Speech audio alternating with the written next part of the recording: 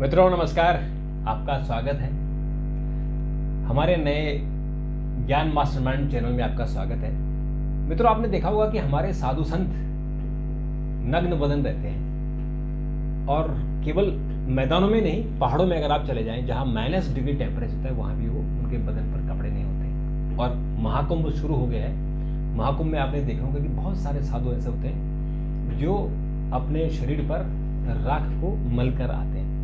तो क्या इसका कारण है, इसका क्या साइंटिफिक रीजन है, इन सब बातों पर, इन सब मुद्दों पर हम अपने विशेषज्ञ, हमारे आध्यात्मिक गुरु डॉक्टर प्रतीक मिश्र से बात करेंगे। डॉक्टर साहब, आपका बहुत बहुत स्वागत है। पहले तो आप ये बताइए कि जो हमारे साधु संत हैं उन्हें ठंड क्यों नहीं लगती है? ये सवाल बहुत बढ़िया है, रहस्यमयी सवाल है कि सर्दी का मौसम चल रहा है और वो कपड़ा नहीं पहनते, और हम लोग जो है स्वेटर पे स्वेटर, कोट पे कोट, जैकेट पे जैकेट पहने घूम रहे हैं, उसके बाद भी हीटर लगाए हुए हैं और सर्दी जाने का नाम नहीं ले रही। लेकिन ये साधु संतों में ऐसी क्या विशेषता होती है या ऐसी कौन से तरीका वो अपनाते हैं कि जिसकी वजह से उनको इतनी कड़ाके की सर्दी में, और जैसा कि आपने कहा वो हिमालय की कंदराओं में रहते हैं, माइनस टेम्परेचर।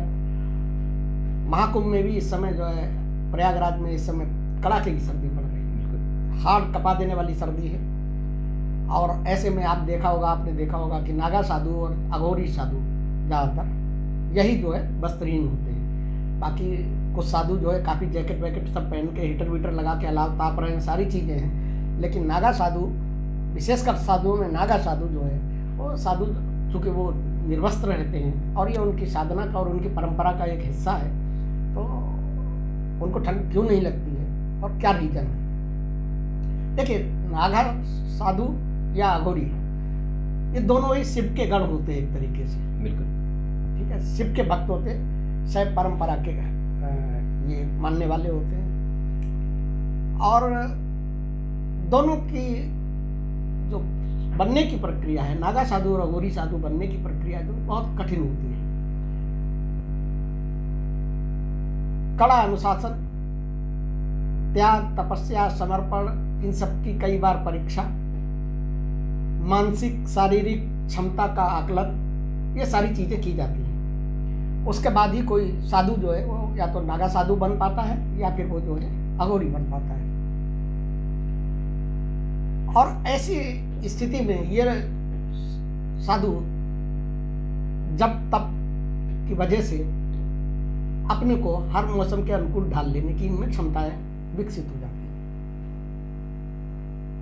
एक साधारण सा अगर जवाब दिया जाए तो आप ये मान सकते हैं कि योग की कुछ क्रियाएं ऐसी हैं जिससे कि आप अपने शरीर का तापमान नियंत्रित कर सकते हैं।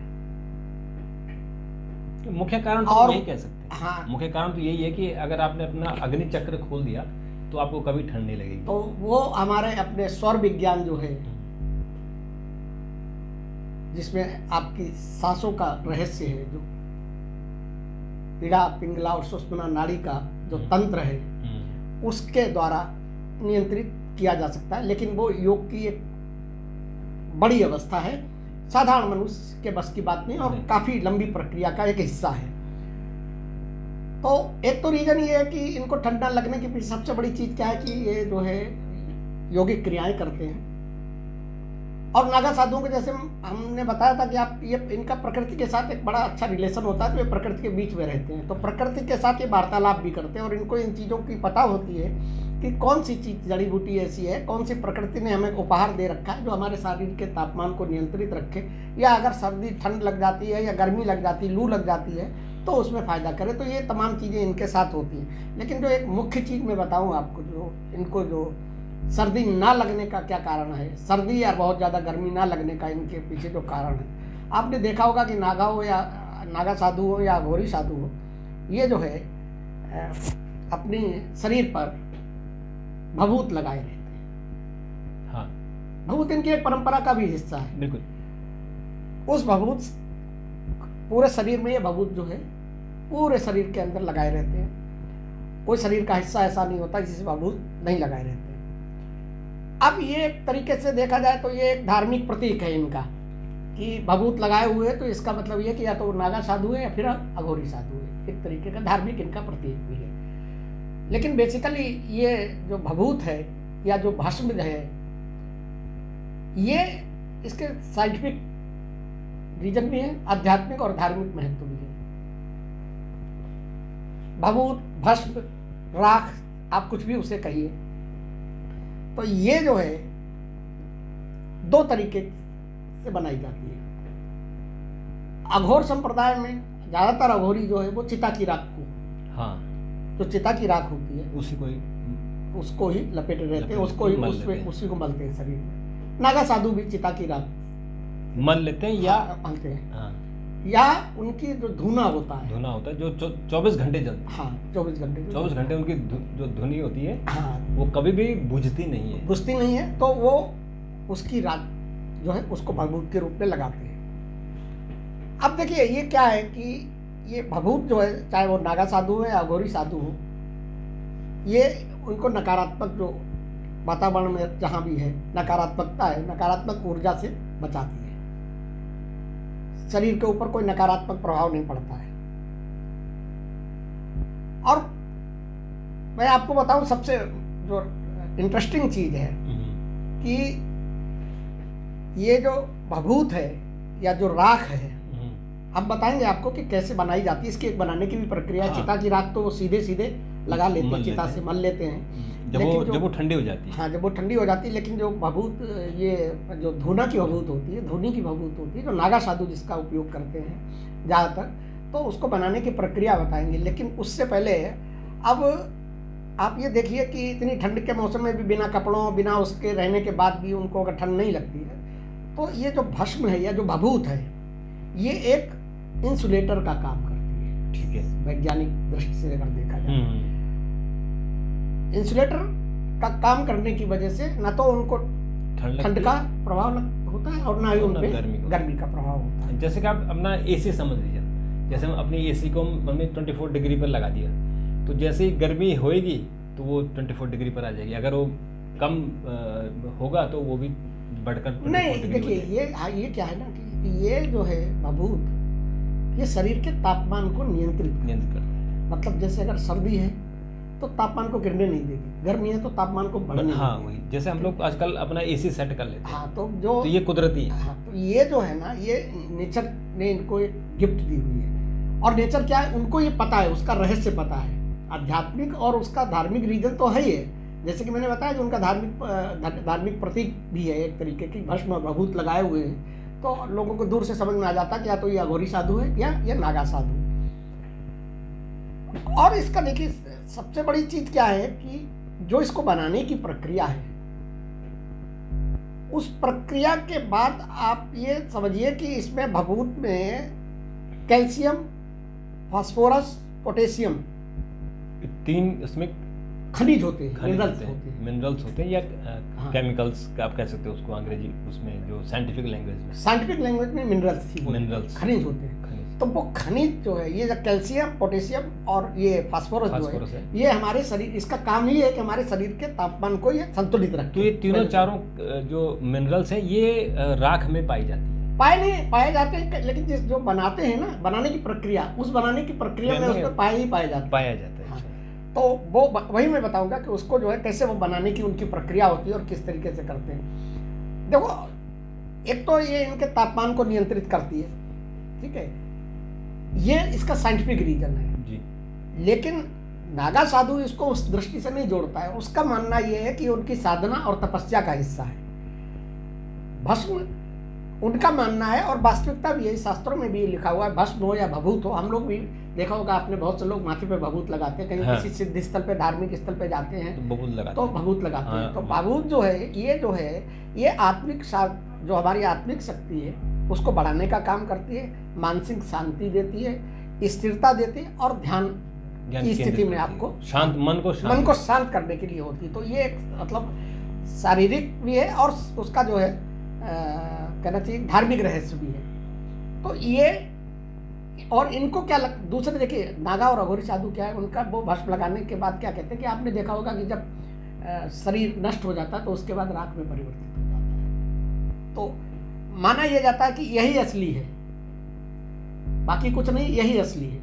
तो जब यही असली है और उस जीवन से कोई लेना देना नहीं है, कुछ नहीं है, तो वो एक तरीके से विरक्ति का भी वो होता है। और नागा साधु या अघोरी साधु जब उसको लगाते हैं तो उनके अंदर भाव यही होता है कि देखिए शरीर नश्वर है, अल्टीमेट राख है और वो राख हमने मली हुई है। हाँ, इस शरीर का कोई हमारा महत्व शरीर नहीं। वैसे ही पंच तत्व से बना है, हाँ। जिसमें एक राख है। और राख। जब हमारा जब मृत्यु के बाद चाहे उसको दफनाएं या चाहे जलाएं, हाँ। उसको राख भी बनना है, मिट्टी बनना है। अब हाँ मिट्टी ही बनना है, राख ही बननी है, तो वो उसको उससे जोड़ के चलते हैं।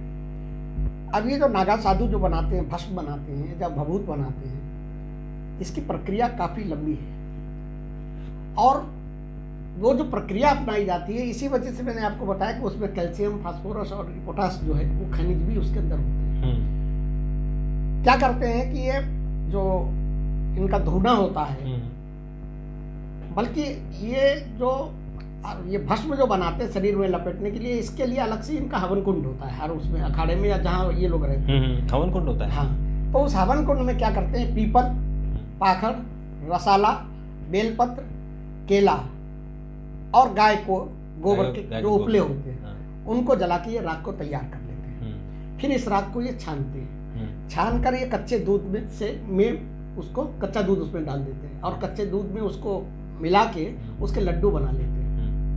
उपले जैसे मतलब लड्डू बना लिए जाते हैं। फिर उसे अपना ये तांत्रिक विधि से, अपनी मांत्रिक विधि से 7 बार जो है आग में फिर तपाते हैं। हाँ, फिर गर्म करते हैं, डाल देते हैं। और उसके बाद जब वो खूब धधकने लगते हैं तो उसमें कच्चा दूध जो है डाल दिया जाता है, मतलब कच्चे दूध से बुझाई जाती है। तो ये इस प्रक्रिया से एक तो इनकी भस्म तैयार हो जाती है और इनका मानना ये है कि कच्चे दूध के द्वारा हम इसे शुद्ध करने की प्रक्रिया को भी पूरा करते हैं और उस भस्म को जो है नागा साधु अपने शरीर पर लगाते हैं। अब देखिए, ये भभूत जिस तरीके से उन्होंने तैयार की, उस भभूत को लगाने के बाद फिर उनके मन में ना तो कोई माया मोह रह जाता है और ना ही कोई उनको सांसारिक वस्तुओं से कोई किसी चीज की इच्छा रह जाती है। और ये उनकी साधना का एक हिस्सा है और अपने शरीर को शुद्ध करने के लिए, अपनी आत्मा को शुद्ध करने के लिए वो भस्म लगाते हैं। अब तो वैसे साधु बहुत से लगाने लगे हैं, लेकिन जो जनरल आपको साधु लगाए हुए होता है वो उसकी बनाने की वो भस्म इस तरीके की नहीं, वो तो सर ललाट पे लगा लेते हैं। हाँ। लेकिन जो अघोरी साधु हैं या नगा साधु हैं वो पूरे शरीर पे लगाते हैं और उनकी प्रक्रिया ही अलग है। हाँ, वैसे साधु समाज में नहीं आते। हाँ, वो नगा साधु समाज से, भीड़ भाड़ से, कोलाहल से दूर रहते हैं, उनकी मतलब प्रकृति में है और ईश्वर के प्रति पूरी तरीके से समर्पित करके अपने को सांसारिक मोह माया से वो मुक्त रखते हैं। भस्म लगाने के बाद से निर्वस्त्र रहते हैं। शरीर की रक्षा के लिए उनके पास चिमटा चिलम होता। पहले भी हम लोगों ने चर्चा की है कि हमारी जो हिंदू धर्म के वो सेना है, हिंदू धर्म के रक्षक हैं, योद्धा हैं और शंकराचार्य जिन्होंने गठन किया था उनकी वो सेना है नागा साधु। तो नागा चिमटा रखते हैं, त्रिशूल, तलवार, भाला, सारी चीज़ें रखते हैं। अपनी आत्मरक्षा के लिए भी रखते हैं और धर्म की रक्षा के लिए भी रखते हैं। तो आप देखिए इस तरीके से जो है आप कह सकते हैं कि अगर प्रकृति ने हर चीज़ दी हुई है लेकिन आदमी जो है भौतिक उसमें घूम रहा है, उसको हीटर की ज़रूरत, इसकी ज़रूरत, उसकी ज़रूरत है, लेकिन जो आदमी तपस्या त्याग कर रहा है उसको न ठंड लगती है न गर्मी लगती है, सारी प्राकृतिक प्रकोप से बचाए रखता है। ये है इनका। तो ये तो बड़ी अच्छी आपने बात बताई कि वो उनका शरीर बेसिकली जो तापमान को नियंत्रित करता है। हाँ, ये बहुत जो है और उनको, लेकिन डॉक्टर साहब ये भी सवाल होता है, जो अघोरी हैं वो तो शमशान में रहते हैं और वहाँ शमशान में तो कोई कमी नहीं होती कि कितना भी बबूत हो जाए, लेकिन जो ये नगा बाबा हैं इनके लिए जो प्रक्रिया है वो मुझे लगता है कि उनको जंगलों से इकट्ठा करना पड़ेगा या उनको ऐसी धुनी में ऐसे से लकड़ी लानी पड़ेगी ऐसे से कि वो दिन रात जलते रहे, तो उसका भी उनको इंतजाम करने में मुझे लगता है मशक्कत करनी पड़ेगी। नहीं, मशक्कत इसलिए नहीं करनी पड़ती। देखिए जो ये धुनी बनाने में, जो ये क्या नाम आपकी भभूत बनाने में, भस्म बनाने में जो चीज़ें हैं वो सारी चीज़ें जंगल में उपलब्ध हैं। उनको कहीं ऐसी ज़रूरत नहीं है। जंगल में या जहाँ जिन अखाड़ों में रहते हैं उसके आसपास हर जगह उनके पास वो सारी चीज़ें मिल जाती हैं। ऐसी कोई बहुत बड़ी चीज़ तो उसमें है नहीं। पीपल का पेड़ हर जगह होता है, पाखड़ का पेड़ हर जगह होता है, जिससे आप पकड़िया कहते हैं, क्या कहते हैं, बिल्कुल, हाँ। ठीक है ना, रसाला हर जगह, बेलपत्र मिल जाता है, तो कोई उसमें ऐसी केला है, गाय का गोबर हर जगह होता है, जहाँ रहते हैं तो उन्हीं उस स्थानों पे गाय के गोबर की कोई कमी नहीं है।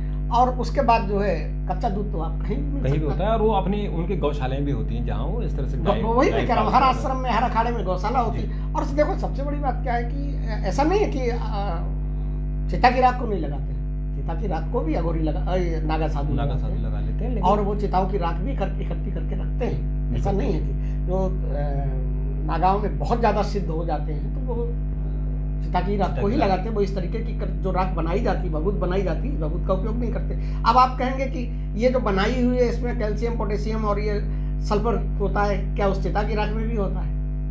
तो आप देखिए, जब किसी का अंतिम संस्कार किया जाता है तो उसमें कितनी तरीके की चीजें, उस पर लेप लगाई जाती है, चंदन होता है, ये सारी चीजें, तमाम जो सामग्री होती है, हवन सामग्री होती है, जो तमाम चीजें उसमें, आम की लकड़ी भी होती है, जो होती, सारी चीजें होती है, चंदन की होती है, वो अपने आप जो है ऑटोमेटिक। और उसमें सारी जो है शरीर को जब अंतिम संस्कार किया जाता है उसके बाद वो जो भस्म बनती है, जो चिता की राख होती है, उसमें जो हड्डी होती है तो कैल्शियम ऐसे वजह से वो नहीं, खैर हड्डी तो राख बनती है, लेकिन उसका वो तो रहता ही, लेकिन हाँ, लेकिन मतलब वो तो जो ये जो कृत्रिम बनाई जा रही है उससे भी ज्यादा कारगर और पावरफुल है। वो जो चिता की राख है वो बिल्कुल ऑर्गेनिक है, एक तरीके से नेचुरल है, ठीक है ना। और उसमें तमाम तत्व मिले हुए होते हैं, वही 5 तत्वों से शरीर बना हुआ है, वो सारे तत्व फिर जाके मिलके वहीं पे पहुंच जाते हैं। तो वो तो और ज्यादा पावरफुल है। तो बेसिकली ये एक इंसुलेटर का काम करती है, और इसीलिए इनको ठंड नहीं लगती है। बिल्कुल। तो अगर कभी भी आपको कोई साधु अगर आपको निर्वस्त्र दिखे और उसने राख मली हो, यानी भस्म लगाई हो, तो आप उसको साधारण मत समझिए, आप सोचिए कि वो कोई दिव्य है और उनका सम्मान कीजिए, उनका आदर कीजिए, और जो हमारी हिंदू संस्कृति का वो एक हिस्सा है। डॉक्टर साहब, आपने इतनी अच्छी जानकारी दी, आपका बहुत बहुत धन्यवाद। और मित्रों, ये जो चैनल है ये बेसिकली जो हमारा अध्यात्म है, जो हिंदू धर्म के रहस्य हैं उनके बारे में है। आपको कैसा लगा अपनी प्रतिक्रिया जरूर दीजिएगा। आज आपको टिप्स आप भूल गए। हाँ डॉक्टर साहब, ये एक टिप्स आपको देनी है कि जो हमारी दिक्कतें हैं, कभी घर में परेशानी होती है, हमारे आसपास परेशानी होती है, उसका निवारण कैसे करें, उसमें डॉक्टर साहब हमको एक टिप्स रोज देते हैं। तो आज का क्या आप देखिए, आज गुरु ज्ञान देने वाले हैं? नहीं, गुरु ज्ञान नहीं है, ये देखिए, ये हमारे सब सनातन का ज्ञान है, हमारे धर्मशास्त्रों का ज्ञान है, हमारे ऋषियों मुनियों और जो हमारे तपस्वी हैं उन सब का ज्ञान है। हम तो केवल उसको आप साझा कर रहे हैं सब लोगों के साथ, ये हमारा ज्ञान नहीं है। लेकिन ये जरूर है कि ये बिल्कुल कारगर है, 100% सफलता इसमें होती है, और उसका एहसास जो इन उपायों को करेगा उसको खुद होगा। आप करके देखिए, आपको भी होगा। मैं खुद भी करता हूँ, मैंने किए हैं, मैंने देखा है उनके जो रिजल्ट है, जो परिणाम है, तो मुझे लगता है कि उनका 100% है, और कोई कोरी गपशप नहीं है, कोई कल्पना नहीं है ना। तो आज मैं आपको बताता हूँ कि, और हर ज़्यादातर घरों में ये गलतियाँ होती हैं। आपने देखा होगा कि ज़्यादातर घरों में आजकल क्या है कि जिस तरीके के आजकल मकान बन रहे हैं, फ्लैट्स में बन रहे हैं, वो बन रहे हैं, तो उसमें शौचालय, बाथरूम सब, हाँ, मतलब वास्तु का ध्यान नहीं रखा जाता, बेडरूम से जुड़े हुए होते हैं। हाँ, ठीक है ना, पहली बात तो वही गलत है। लेकिन अब है, बन रहा है, तो उसका अब आप बहुत ज़्यादा वो नहीं कर सकते हैं। ज़्यादातर घरों के अंदर आपने देखा होगा, क्योंकि बेडरूम से ये अटैच होते हैं, बेडरूम से या किसी रूम से अटैच होते हैं, ठीक है, या ड्राइंग रूम से अटैच होते हैं। तो जनरली क्या होता है कि लोग जो है बाथरूम का दरवाजा आधा खुला छोड़ देते हैं, नहीं खोल के रखते नहीं, मतलब खुल जाता है, या बिना जानकारी के, या तो खुला छोड़ देते हैं या वो खुला ही रहता है। तो एक तो ये काम नहीं करना है सबसे पहले। बाथरूम का दरवाजा बंद करके रखना, परमानेंट बंद करके रखना। बाथरूम जो है आपका, वहाँ राहु और केतु का प्रवास होता है, निवास होता है।